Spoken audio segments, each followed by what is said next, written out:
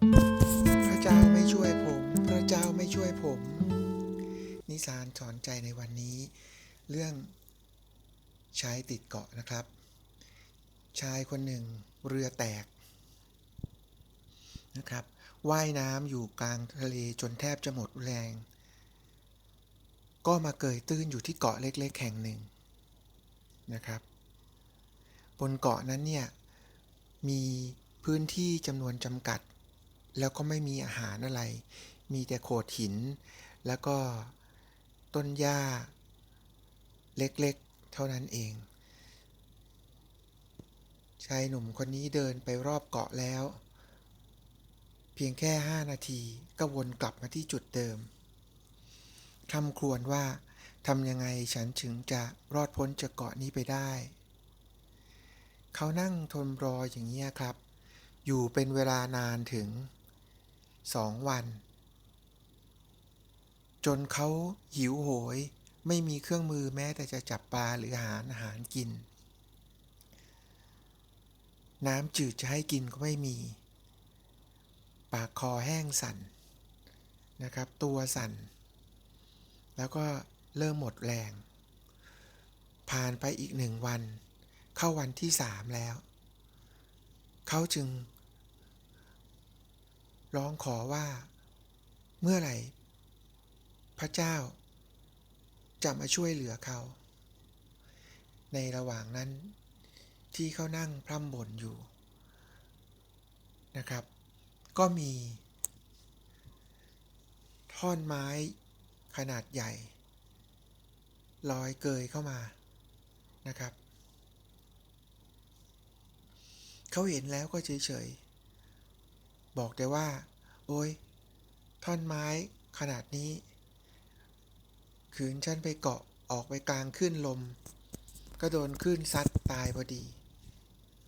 รออยู่บนเกาะนี้ดีกว่านะครับผ่านไปอีกหลายชั่วโมงปรากฏว่ามีห่วงยางชูชีพลอยผ่านมาอีกนะครับ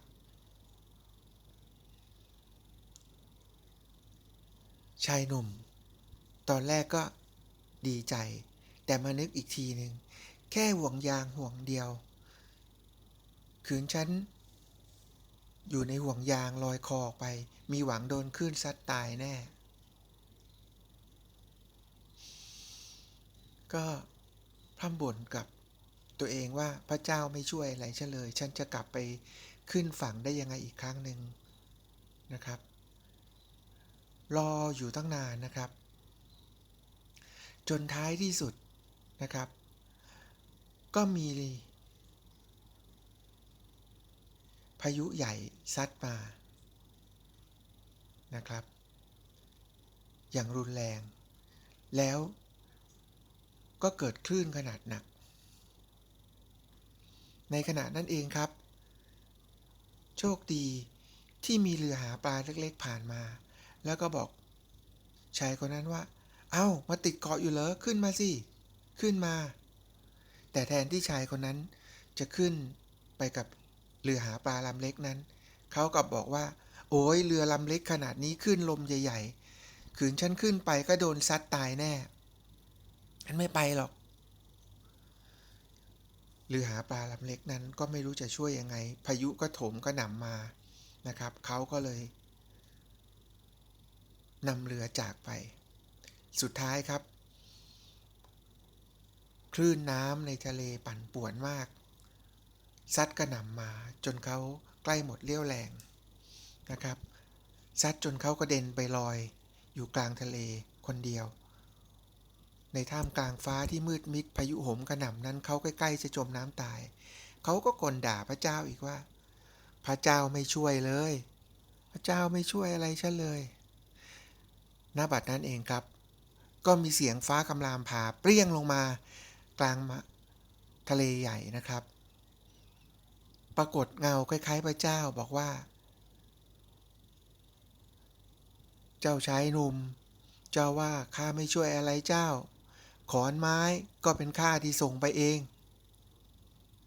ห่วงยางชูชีพข้าก็ส่งไปเองเจ้าก็ปฏิเสธขนาด ข้าดลใจให้เรือเล็กที่หาปลาหันหัวเรือผ่านไปทางเจ้า เจ้าก็เห็นแต่ปัญหามองแต่ว่าเรือมันเล็กไปไม่ดีไม่ถูกใจออกไปตามคลื่นลมแล้วคลื่นจะซัดนะเพราะฉะนั้นตอนนี้ข้าช่วยเจ้าถึง3 ครั้งแล้วจากนี้เจ้าก็ช่วยตัวเองแล้วกันนะครับเรื่องนี้ให้เราได้เรียนรู้อะไรบ้างเพื่อนๆลองเขียนความเห็นมานะครับอยากฟังความเห็นความรู้สึกของเพื่อนๆในชีวิตจริงของคนเรามีโอกาสมากมาย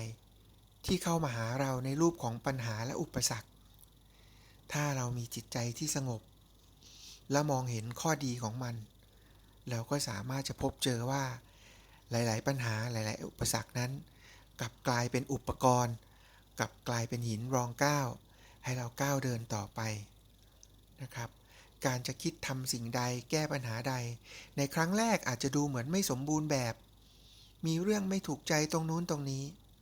แต่ที่แน่ๆก็ดีกว่าเราไม่ทำอะไรเลยการที่เราเอื้อมมือออกไปสักครั้งหนึ่งก้าวไปสัก1 ก้าวมันจะทำให้มุมมองของเราแตกต่างออกไปทำให้เราได้เห็นโลกในมุมกว้างขวางนะครับแล้วนั่นอาจจะเป็นแสงสว่างที่ปลายอุโมงค์ที่นำเราไปสู่โอกาสที่ดีไปสู่ความหวังความสำเร็จขอส่งพลังใจพลังชีวิตให้ผู้ชมผู้ฟังที่รักทุกคนมีความสุขอยู่กับทุกๆปัจจุบันขณะทำสิ่งต่างๆได้อย่างทะลุปลุโปร่งมองเห็นโอกาสในทุกๆอุปสรรคมีปัญญาในทุกๆปัญหาแล้วก้าวสู่สุขภาวะสู่ความสุขสำเร็จด้วยกันทุกๆวันครับสวัสดีครับ